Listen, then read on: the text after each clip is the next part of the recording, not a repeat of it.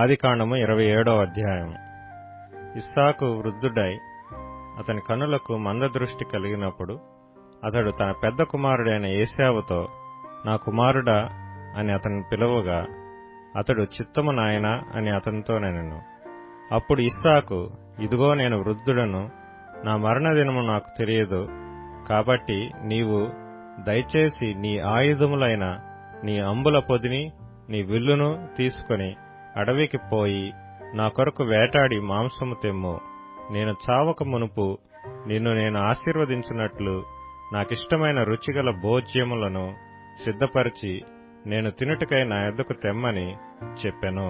ఇస్సాకు తన కుమారుడగు ఏశావుతో ఇట్లు చెప్పుచుండగా రిబ్కా వినుచుండెను. ఏశావు వేటాడి మాంసం తెచ్చుటకు అడవికి వెళ్ళెను.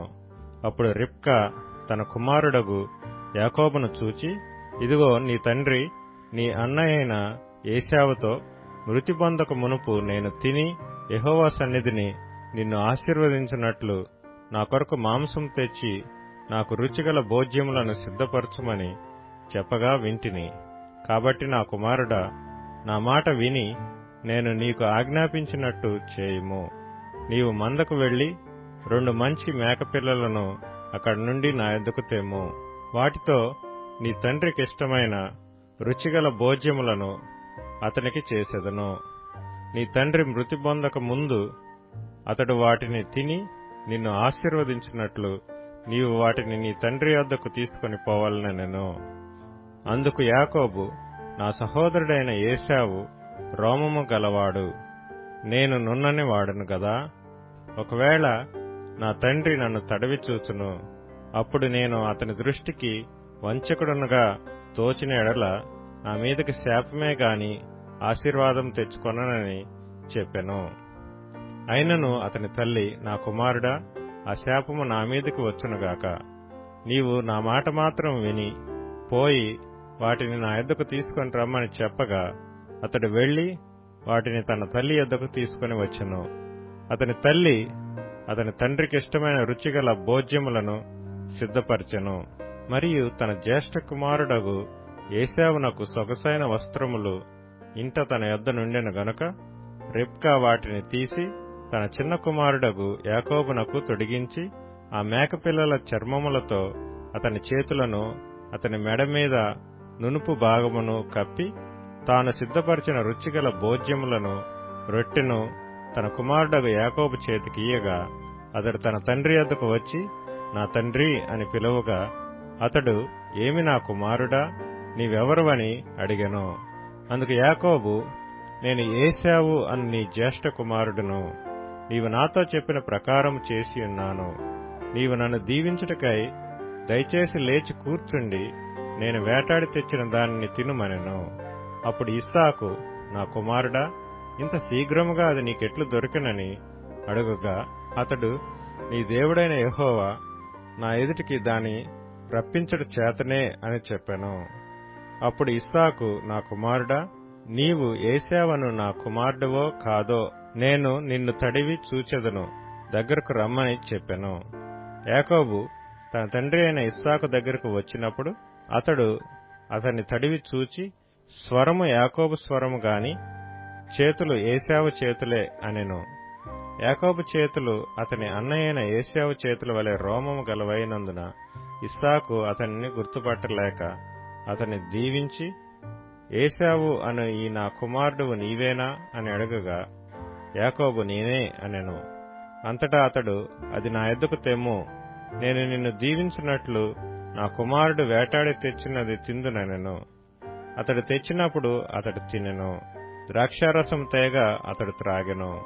తరువాత అతని తండ్రి అయిన ఇస్సాకు, నా కుమారుడా, దగ్గరకు వచ్చి నన్ను ముద్దు పెట్టుకోమని అతనితో చెప్పెను. అతడు దగ్గరకు వచ్చి అతన్ని ముద్దు పెట్టుకొనెను. అప్పుడు అతడు అతని వస్త్రములను వాసన చూచి అతన్ని దీవించి ఇట్లనెను, ఇదిగో నా కుమారుని సువాసన యెహోవా దీవించిన చేని సువాసన వలె ఉన్నది. ఆకాశపు మంచును భూసారమును విస్తారమైన ధాన్యమును ద్రాక్షారసమును దేవుడు నీకు అనుగ్రహించుగాక. జనములు నీకు దాసులగుదురు, జనములు నీకు సాగిలపడుదురు. నీ బంధుజనులకు నీవు ఏలికవై ఉండుము. నీ తల్లి పుత్రులు నీకు సాగిలపడుదురు. నిన్ను శపించువారు శపించబడుదురు, నిన్ను దీవించువారు దీవించబడుదురుగాక. ఇస్సాకు యాకోబును దీవించుట అయిన తరువాత యాకోబు తన తండ్రి అయిన ఇస్సాకు ఎదుట నుండి బయలుదేరి వెళ్లిన తక్షణమే అతని సహోదరుడైన ఏశావు వేటాడి వచ్చెను. అతడును రుచిగల భోజ్యములను సిద్ధపరిచి తన తండ్రి వద్దకు తెచ్చి, నా తండ్రి నన్ను దీవించున్నట్లు లేచి నీ కుమారుడు వేటాడి తెచ్చిన దాన్ని తినుమని తన తండ్రితో నన్నెను. అతని తండ్రి అయిన ఇస్సాకు, నీవెవరవని అతనిని అడిగినప్పుడు అతడు, నేను నీ కుమారుడును ఏశావు అను నీ జ్యేష్ఠ కుమారుడుననగా, ఇస్సాకు మిక్కుటముగా గడగడ వణుకుచు, అట్లయితే వేటాడిన భోజ్యమును నా యొద్దకు తెచ్చిన వారెవరో?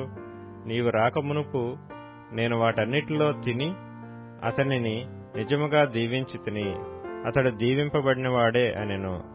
ఏశావు తన తండ్రి మాటలు విన్నప్పుడు దుఃఖాక్రాంతుడై పెద్ద కేక వేసి, ఓ నా తండ్రి, నన్నును దీవించుమని తన తండ్రితో చెప్పెను. అతడు, నీ సహోదరుడు కపటోపాయంతో వచ్చి నీకు రావలసిన దీవెన తీసుకొని పోయెను. ఏశావు యాకోబు అను పేరు అతనికి సరిగానే చెల్లినది. అతడు నన్ను ఈ 2 మార్లు మోసపుచ్చెను, నా జ్యేష్ఠత్వము తీసుకొనెను, ఇదిగో ఇప్పుడు వచ్చి నాకు రావలసిన దీవెనను తీసుకొనినని చెప్పి, నా కొరకు మరి ఏ దీవెనయూ మిగిల్చి ఉండలేదా అని అడిగెను. అందుకు ఇస్సాకు, ఇదిగో అతని నీకు ఏలికగా నియమించి అతని బంధుజనులందరినీ అతనికి దాసులుగా ఇచ్చితిని, ధాన్యమును ద్రాక్షారసమును ఇచ్చి అతన్ని పోషించితిని గనుక నా కుమారుడా, నీకేమి చేయగలనని ఏశావుతో ప్రత్యుత్తరమియ్యగా, ఏశావు, నా తండ్రి, నీ యొద్ద ఒక దీవెనయే ఉన్నదా? నా తండ్రి, నన్ను కూడా దీవించుమని తన తండ్రితో చెప్పి, ఏశావు ఎలుగెత్తి ఏడ్వగా, అతని తండ్రి అయిన ఇస్సాకు, నీ నివాసము భూసారము లేకయు పైనుండి పడు ఆకాశపు మంచు లేకయు నుండును. నీవు కత్తి చేత బ్రతుకుదువు, నీ సహోదరునికి దాసుడు వగుదువు. నీవు తిరుగులాడుచుండగా నీ మెడ మీద నుండి అతని కాడి విరిచివేయుదువు అని అతనికి ఉత్తరమిచ్చెను. తన తండ్రి యాకోబుకిచ్చిన దీవెన నిమిత్తము ఏశావు అతని మీద పగపట్టెను. మరియు ఏశావు, నా తండ్రిని గూర్చిన దుఃఖ దినములు సమీపముగానున్నవి, అప్పుడు నా తమ్ముడైన యాకోబును చంపెదననుకొనెను. రిబ్కా తన పెద్ద కుమారుడైన ఏశావు మాటలను గూర్చి వినినప్పుడు ఆమె తన చిన్న కుమారుడైన యాకోబును పిలువనంపి అతనితోనిట్లనెను, ఇదిగో నీ అన్నయ్యైన ఏశావు నిన్ను చంపెదనని చెప్పి నిన్ను గూర్చి తన్ను తాను ఓదార్చుకొనుచున్నాడు. కాబట్టి నా కుమారుడా, నీవు నా మాట విని లేచి హారానులోనున్న నా సహోదరుడగు లాబాను నొద్దకు పారిపోయి, నీ అన్న కోపం చల్లారు వరకు, నీ అన్న కోపము నీ మీద నుండి తొలగి నీవు అతనికి చేసిన వాటిని అతడు మరచు వరకు లాబాను నొద్ద కొన్నాళ్లు ఉండుము. అప్పుడు నేను అక్కడ నుండి నిన్ను పిలిపించెదను. ఒక్కనాడే మీ ఇద్దరిని నేను పోగొట్టుకొనేలా అనెను. మరియు రిబ్కా ఇస్సాకుతో, హేతు కుమార్తెల వలన నా ప్రాణము విసికినది. ఈ దేశస్థురాండ్రైన హేతు కుమారులలో వీరి వంటి ఒకదానిని యాకోబు పెండ్లి చేసుకున్న ఎడల నా బ్రతుకు వలన నాకేమి ప్రయోజనమనెను.